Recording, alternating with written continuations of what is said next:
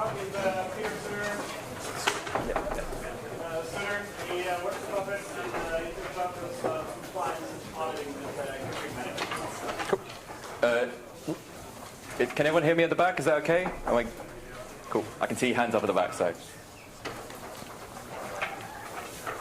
There we go. So let me just adjust this a bit.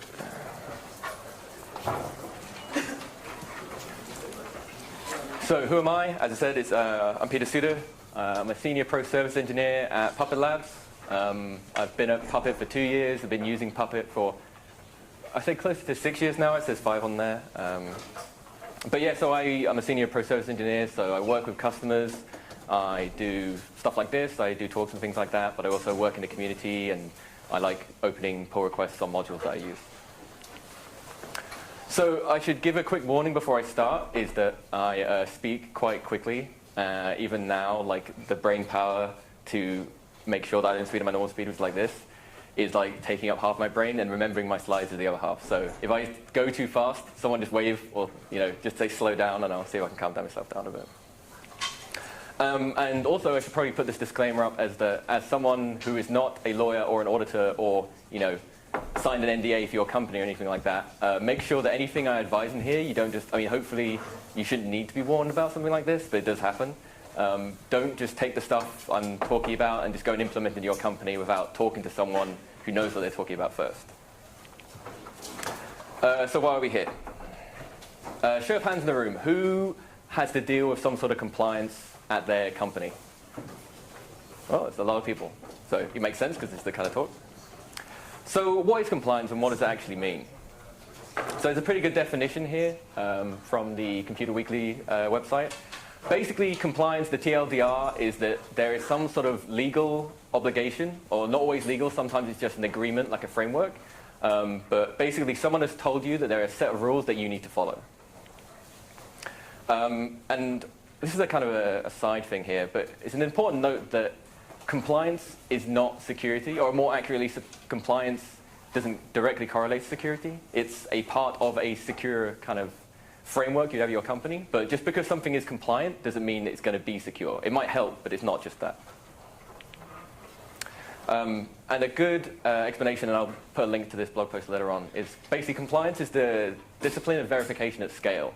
Because the general idea is that if you think about your system, if you had to document every single file that's on there and how they're working, it's going to be pretty difficult. So compliance is basically just a framework around making sure that at your company you've got an agreed upon kind of framework for how you're doing things. And as people who probably put their hand up, and so so people who put their hand up for compliance, put your hand up if the compliance or sort of stuff you have to do at your company just gets thrown over the wall at the last minute. There's a few hands there, okay. So the thing about compliance is it often kind of straddles different organizational silos.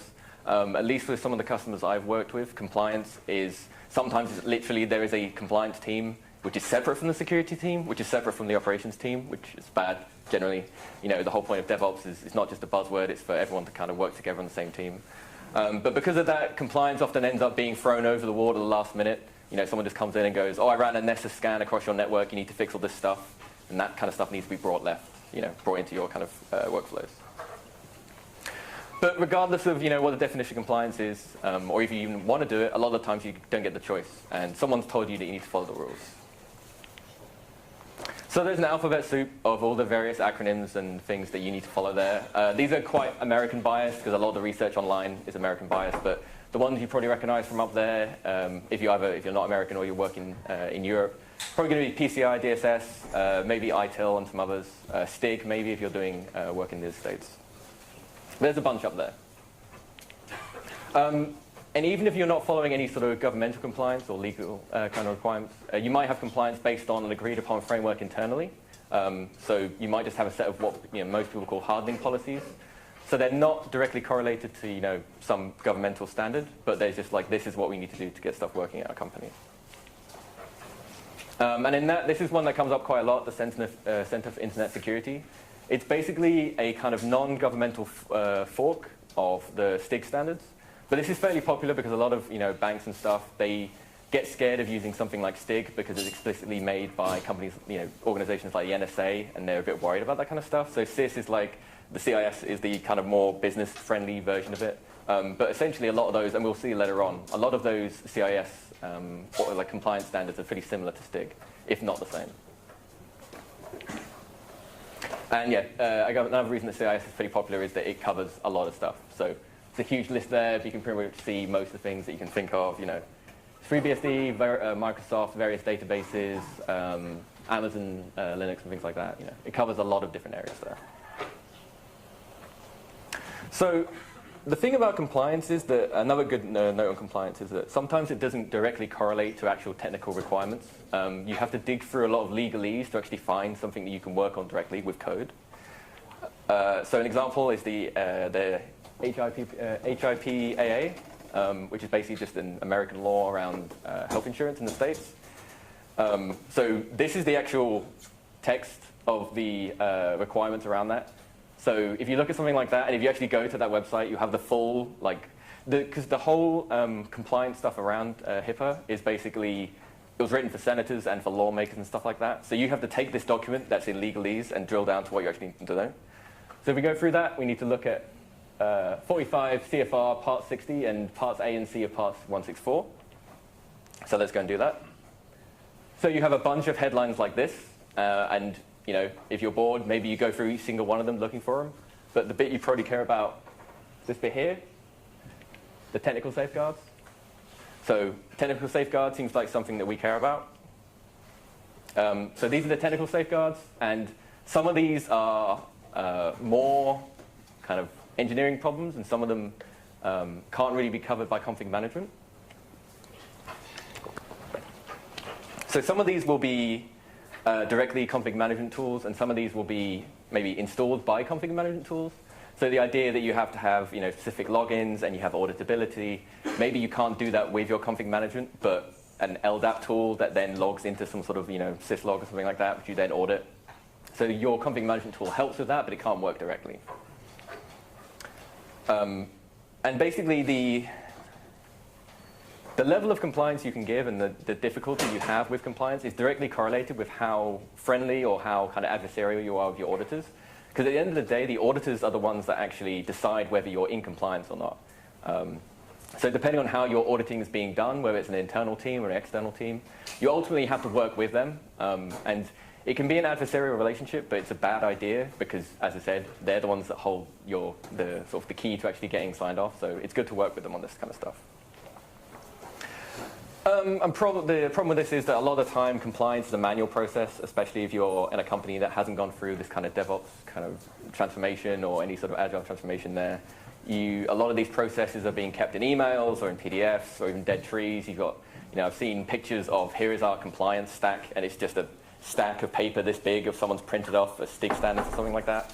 Or the worst storage of information, which is humans, because humans are an unsolved problem in IT. It's very hard to get information from one human to another a lot of the time, especially if you're in an adversarial kind of relationship there.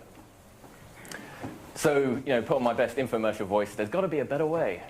So if you think about it, what is IT compliance? It's a series of rules for systems that need to be enforced and reported on. And what is configuration management? It's a series of rules for systems that need to be enforced and reported on. So we can use config management tools for this stuff. And if you're here, you probably have a little bit of experience with this. So what's the advantage of actually doing that? We've got reduced cost and time per release. Automating stuff makes things better. It means that you have a sort of agreed upon standard for things.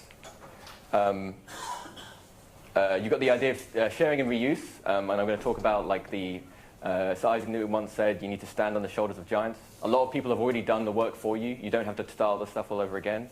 And for example, GDS, the Government Digital Service in the UK, they open source all their work because technically taxpayer money is going towards all this code. So they try and open source as much as possible, and then they've already done the work for you. There's no point in having to do it again.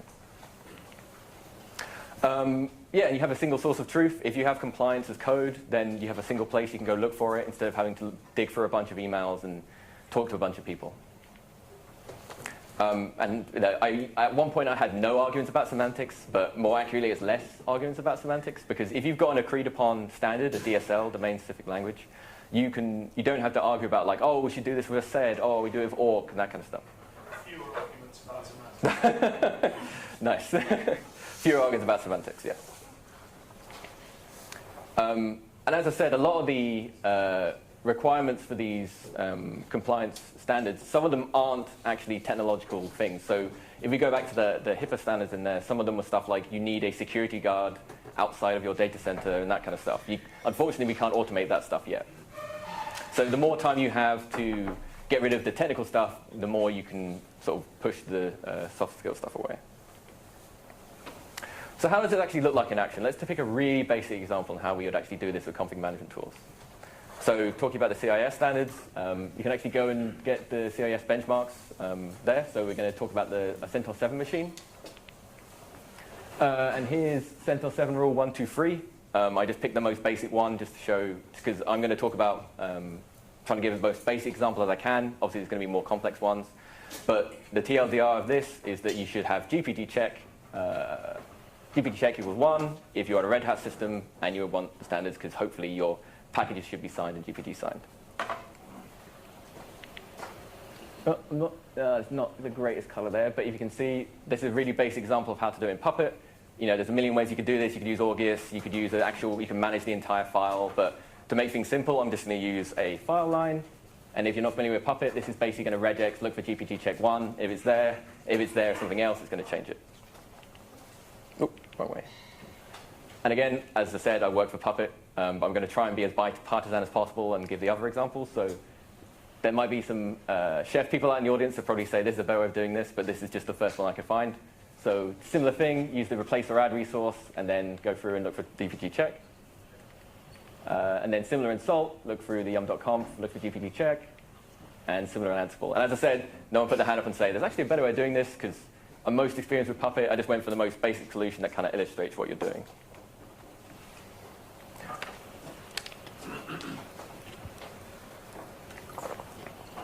So one of the things that comes up a lot, so I do pro services, so one of the sort of basic requirements for Puppet for pro services is someone's come along and told us that we need to be PCI compliant or something like that, and they want some config management to do it. And there's a few different approaches to how you actually use config management to do this. So one would be you already have a bunch of config management code, and then you basically just make sure that code you've already written gives you the compliance you need. So for example, I'm going to give a Puppet example here. For that yum check we had before, maybe you already have a yum module that you've got, and you just go in there and change the parameter to make sure that GPT check equals 1. So that's the method I recommend the most. You should be using the existing tooling that you've got. But I talked about silos earlier on. Sometimes someone's primary use case for compliance and config management is just for compliance and nothing else. They just want to use this tool. Maybe they've got a different tool and they're using this just for this one area. So in that case, you might use a dedicated CIS module or STIG module or something like that, and then you actually use it for that way. And a lot of people end up using some sort of, if they're using their compliance tooling as a scanner as well, so not just enforcing it, or maybe they can't enforce it because, again, they're very siloed. Maybe they've got a change freeze, but they need to scan through your system. Most config management tools have some sort of dry run mode. In Puppet, it's no-op. In Chef, it's try run. In Ansible, I think it's dry run. Anyone? Is it dry run in Ansible? Check, just check, yeah, that's it. And then I think anyone Salt in the room? Is there a dry run in Salt? Testing is true. Okay, makes sense. So some people, if they're in a siloed place or somewhere where they can't easily, they're moving on that journey and they can't easily just run stuff on their systems, they can run stuff in a dry run mode and go through that. So there's a few approaches you can do here. And remember we talked about share and reuse. We don't want to have to write all this stuff all over again because lots of people have done it for us. So one of the ones out there is devsec.io. It's just a website where there's been a bunch of code written in Chef, Puppet, and Ansible. Lots of pre-existing stuff for this. They're not perfect. Again, as we said, need to find something and don't just immediately implement it. There's some comments on there saying this doesn't follow that in the right way, but there's some good stuff out there, and there's a lot of existing code that you can use. So that's devsec.io. So there's SIMP, the System Integrity Management Platform. This is an entire stack written by Onyx Point. So this was something that they built for the NSA and for other American government systems. And the idea is that the SIMP stack is Puppet with a bunch of pre-written modules that follow the SIMP NIST standards over in the States, all the NSA standards. And then they have some cool stuff on top. They've actually got some a really cool kind of hire tool that will go through and it will actually write compliance logs and write those kind of reports that all your compliance people like, HTML reports that say this is what's changed from the Puppet run you just had. And some of that stuff isn't public yet, but if you talk to Trevor Vaughan on the Puppet Slack in the security room, he'll talk about that stuff. Wrong way. There's Ansible lockdown, and again, this is just some quick perusing. As I said, I'm mainly Puppet, and I'm trying to be bipartisan as possible. If there's other stuff, come talk to me afterwards, and I can add in for next time. There's Ansible lockdown. Ansible partnered up with a security partner, and they wrote some. I think these are specifically, yeah, these are the STIG standards. So they've written some pre-written playbooks for the STIG standards. And for all this stuff, you go on the community hubs. So if you go to the forge, you go to the cookbooks, you go to Galaxy. If you look up like a CIS or STIG, lots of people have written this code before you. So don't write all the stuff yourself if you have to. Try and use something that someone's written before and fork it if you need to. However, there's two parts to IT compliance. There's the enforcement and then there's reporting. So config management can be used for both, but I tend to sort of say that you want to use the config management part for the enforcing and use a separate tool for reporting. And there's a few reasons for that. One is that, as you said, some of the stuff can't be caught with config management as much. The other thing is that for certain standards, that one. Yeah. So for certain standards, there are what are known as ASVs. So for certain compliance standards, only people that have been officially given the sort of kosher stamp of like, this is the thing you can do that. So sometimes you can't use Puppet or Chef or whatever because it's not been signed off yet. So. And the sad part is we're at FOSDEM. So the sad part is there's not as many open source versions of compliance tools because compliance, it's a big business. It's lots of enterprise companies. They have lots of closed source software. And I'm not saying that those tools aren't good. I've actually had some pretty interesting conversations with the Nessus team about some of this stuff. But we're at FOSDEM, so let's talk about open source stuff. So the most popular one, and this is something there's actually, I think I looked through the FOSDEM schedule, and there's been, I think there's 2 or 3 talks about OpenSCAP. It's probably the most popular one out there. There's lots of tooling around it. Red Hat maintain a lot of stuff for it. There's lots of pre-existing standards for things like FISMA and DSS. And yeah, it plugs into a lot of things. So the most basic implementation of that is the actual command line tool. So this is me running it on a Vagrant box. I'm just using it. I'm just doing a yum install to install it. I'm running an eval with the most basic report. And then it gives me a file on disk, like an actual HTML file that I can look through and see all those compliance standards. There's also the Scat Workbench, which is just a GUI for this, and this works with SSH as well, so you can do it on remote systems. Just means it's slightly easier than having to do it on the command line. As I said, one of the good things about OpenSCAP is that because it's a standard, people have written a lot of tools to use it. So you don't have to do it on the command line. You don't have to do it exactly with the benchmark. There are other ways. There's APIs and stuff like that. So Foreman actually has a plugin for this, and Satellite is built on top of Foreman, so Satellite also has an OpenSCAP scanner.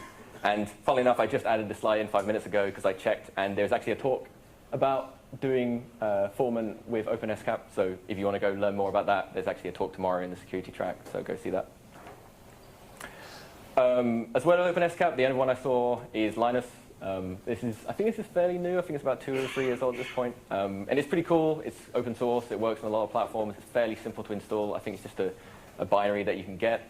The sad thing is that the actual compliance standard plugins, so the way it works is it has like a sort of base system, and then you have plugins for the various compliance standards you got. But the compliance standards are actually, they're commercial and they're not open source. So you can run it on a basic overall scan that looks something like this. I can't really see it, but the idea is that you run it on your system and it just goes through and looks at the sort of standard stuff, make sure etc password has the right permissions, make sure that your grub has password and that kind of stuff.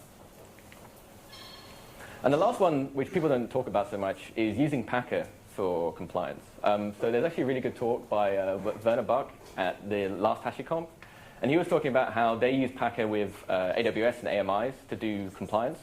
Because some of the compliance standards, especially on things like file mounts and grub settings and things like that, they're hard to do on running systems. It's the kind of thing you probably want to bake into your golden image process sort of earlier on in the stack because it makes it a lot easier to do.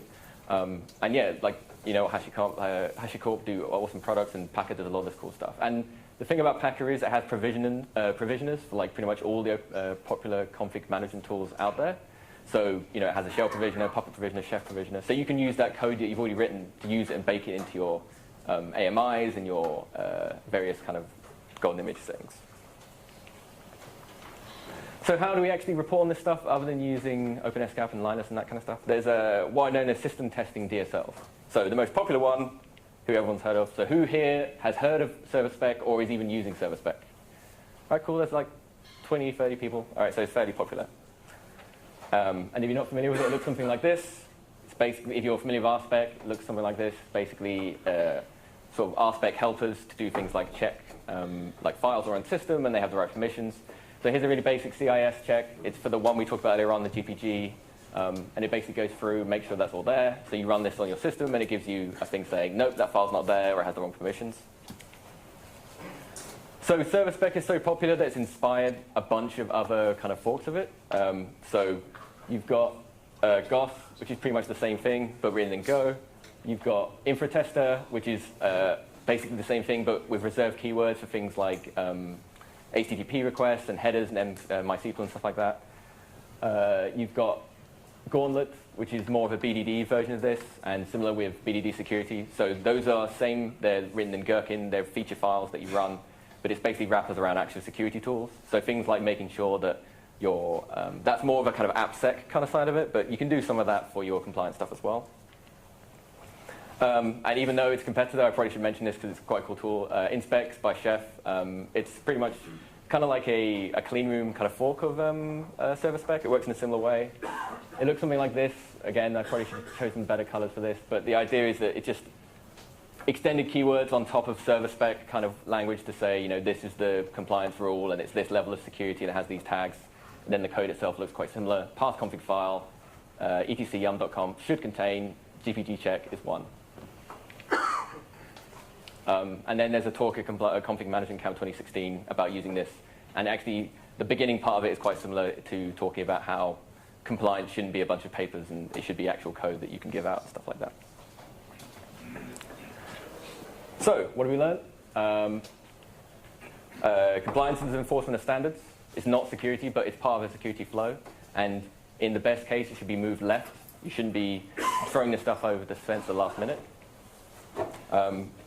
Yeah, as we said, compliance responsibility can be tricky. Like, who ultimately is actually responsible for this stuff? Is it the ops team? Is it the security team? Do you have a dedicated compliance team? Config management fits really well with the compliance kind of use case. The idea that you have to enforce standards based on that is pretty close. And regardless of the tool you use, there's a lot of pre-existing work, so don't just start all over again. And enforcement is just part of the puzzle. Reporting is out there as well, and unfortunately there's not much open source software for this stuff, but there is lots of existing tools that you can use. But ultimately, depending on the compliance standard you're following, you might actually have to use a commercial product because they're the ones that have been signed off for it, especially things like PCI. So if you want to know more, there's a bunch of awesome talks that are out there. This one from last year's PublicConf, it's actually Trevor talking about SIMP and how it all works and having open source compliance. They talk about more of the complex use cases. They actually have some pretty cool stuff where when they were testing all of their STIG compliance stuff, they were using Beaker, which is like a test kitchen-like sort of automation tool, and they actually caught a bunch of kernel bugs in various Linux distributions. So using this automated software and using this, they actually caught problems both in the compliance standards and in the actual upstream, which is pretty cool.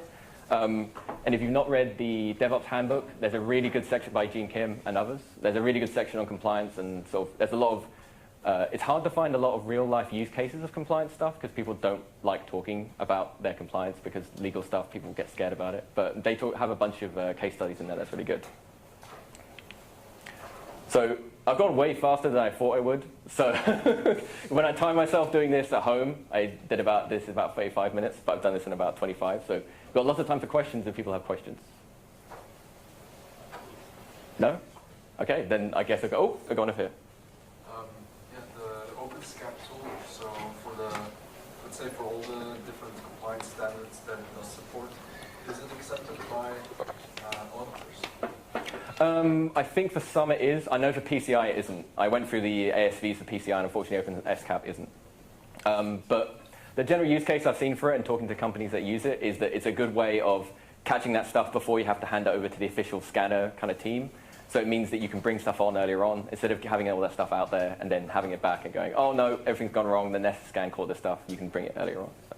I think the reason that it's not accepted for PCI DSS is there may not be specific PCI DSS Oh, sorry. for it. That may change. Okay, yeah, so the question was, is OpenSCAP signed off for compliance standards?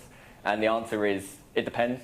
I know for PCI DSS it isn't, but yeah, it depends on the standards, and a lot of the time, people kind of use it internally for their ops team, and then the compliance team handle the actual kind of official audit compliance plan. Any other questions?